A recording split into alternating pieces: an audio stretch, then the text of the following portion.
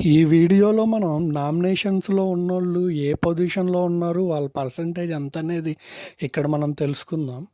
First Tanuja 22%, second Suman 21%, third Bharani 16%, fourth Pavan 14%, fifth Ramu 6%, sixth Divya 5%. ఇది మనకి all communities నుంచి వచ్చిన ఓటు రిజల్ట్స్. అఫీషియల్ రిజల్ట్స్ కూడా సేమ్ ఇలాగే ఉన్నాయి.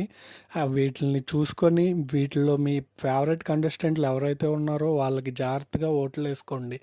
ఎందుకంటే ఈ వీక్ నాకు తెలిసి షాకింగ్ ఎలిమినేషన్ ఉండబోతుంది అనేది నాకు ఎక్కడో కొడుతుంది. ప్లీజ్ జాగ్రత్తగా ఓట్లు వేసుకోండి. మీ ఫేవరెట్ ఎవరైతే ఉన్నారో వాళ్ళకి ఆట బాగా ఎవరు ఆడుతున్నారో చూసుకొని వాళ్ళకి ఓట్లు వేసుకోండి. అలాగే కెప్టెన్సీ కంటెంటర్ టాస్క్ జరిగింది.